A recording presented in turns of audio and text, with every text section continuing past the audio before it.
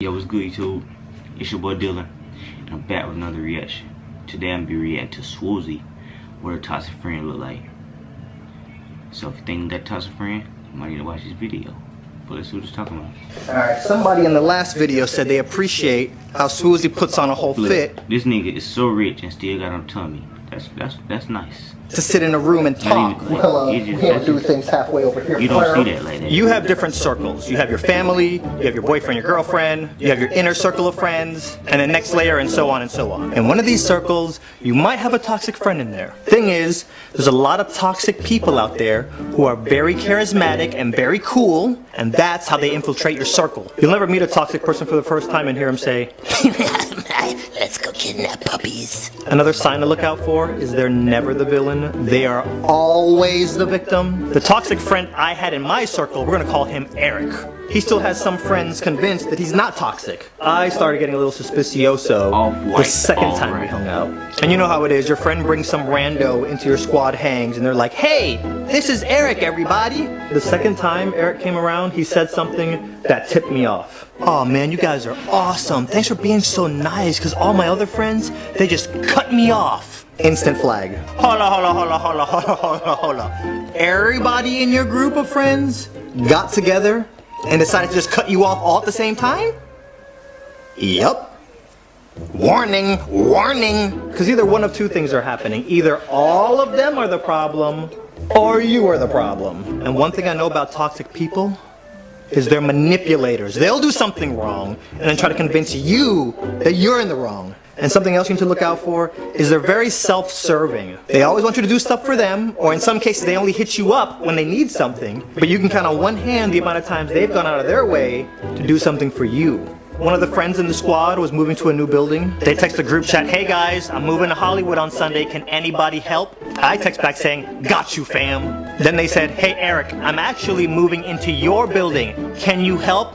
Por favor." Now I'm gonna be in Long Beach all day with my girlfriend. As we're moving boxes up and down, the elevator doors open and guess who he's, yup, Eric, not with his girlfriend, not in Long Beach. Strike one. Now some of my circles, I have friend circles made up of only girls. I'm hanging out with some of these girls. Eric sees my Instagram story. "Yo, you need to introduce me to so-and-so. I love her videos." Ask them if they're all free to hang out tomorrow. Now, I'm not fully aware of his toxic levels just yet. I'm still sussing him out. I introduce him, we all hit it off. He's like, yo, let's start a group chat. No, I love her videos. Ask them if they're all free to hang out tomorrow. Now, I'm not fully aware of his toxic levels just yet. I'm still sussing him out. I introduce him, we all hit it off. He's like, yo, let's start a group chat. About a week later, the girls text me, "Hey, we're by your condo. Can we come up?" Again, on my Instagram story, he sees we're all hanging out, and he feels some type of way about it. Wow, thanks for the invite. Is he joking or being for real?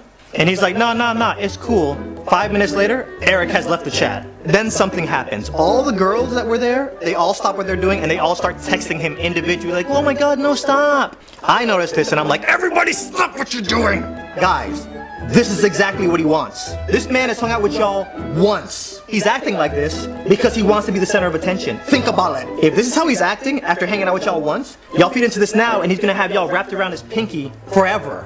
So then they were like, "Dang, you're probably right." And they all stopped texting him, but see you right too. One night we're having squad hangs, it's movie night. And you know how it is when you're with a group of friends and you're trying to pick a movie, that person's seen it and these two people haven't seen it, and you're trying to find a good movie that nobody's seen that everybody can agree on. So then we just say, "All right, Eric, you pick." Eric picks that scary movie, The Boy, about that possessed doll. 15 minutes into the movie, Eric goes, "Yo, this movie sucks. Alexis, give me your keys, I'm leaving." No, if you want to leave, call an Uber. We're not even going to talk about how this man picked the movie and is leaving now. So now we got to pause the movie because this whole thing breaks out and he's getting mad because she won't give him the keys to her car. So he calls an Uber, he's mad, he leaves, and Alexis starts feeling bad. And as she goes to text him, I'm like, everybody stop! Emergency squad meeting, right now.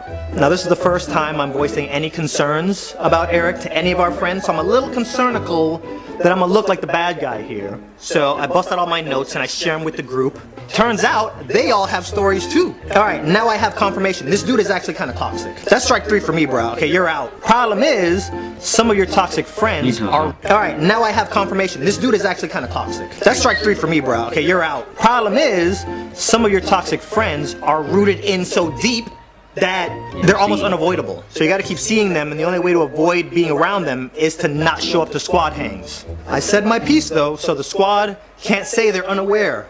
I have spoken. In future hangs, I start noticing Eric's doing this thing where he's trying to get the group to cancel certain people who have done him wrong. Yo, Omar is shady, Omar did me dirty. Yo, you watch yourself around Omar, keep your distance, the dude is shady. Then I notice people in our squad starting to avoid this person. I mean, I said my piece. I voiced my concern. I have spoken. So fast forward, it's Eric's birthday and we're all hanging out. I bring my friend girl, tell him happy birthday, give him a present. Me and my friend girl stay on this side of the room. He stays on that side of the room. I'm not being antisocial, but I'm not being a social butterfly. Somehow, a debate starts. He says he never said something. My friend girl is like, actually, you said this on Twitter. Let me find the tweet real quick. As she starts...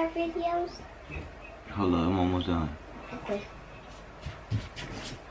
Scrolling, Eric, you could see him realizing that he went through all this huffing and puffing and is sinking in that he's about to be proven wrong in front of everybody in this room on his birthday, so this dude explodes. I don't care what you find! I never said it, you misunderstand what I'm saying! Roddy, blah, blah, blah, blah. Snapped at her. Say whatever you want to say, do whatever you want to do. To me, check your tone when you're coming at my friends. I'm very protective. I feel my inner thug jump. I catch him and sit him back down. But at this point, I get involved. Eric, you said it. I've seen the tweet she's talking about. I've heard you telling the story. Chill.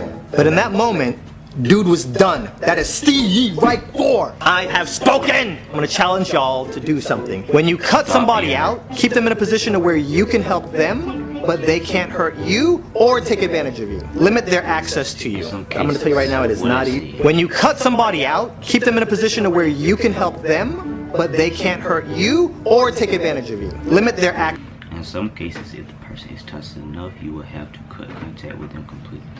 Access to you. I'm going to tell you right now, it is not easy. There's a million lessons to learn from a million people around us. It's important to not just have people come in and exit your life and you learn nothing. Fast forward to a few weeks ago. So you remember Omar, the dude that Eric told us to distance ourselves from? I was just scrolling through Instagram and I saw a shirt and I thought about him. So I called him up like, hey man, I need your shirt size and I need your address. I want to send you a random care package. Randomly just wanted to do something nice for him. Swooze, are you serious right now? You have no idea how much this means to me right now, bro. I'm going through a lot. And not for nothing, I'm gonna keep it real with you. Eric told me and a few other people that you were shady and we need to like keep our distance from you, but bro, clearly you're a real one. Oh, he said that? Low key, starting to think he's the shady one. I have said my piece, I have voiced my concerns, I have spoken. Why Eric got to be so shady and toxic? Appreciate y'all for watching the video.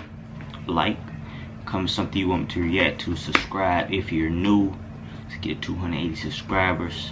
Have a beautiful day. Follow me on all my socials in the description. And I'm out of here, man. Yeah. Bye.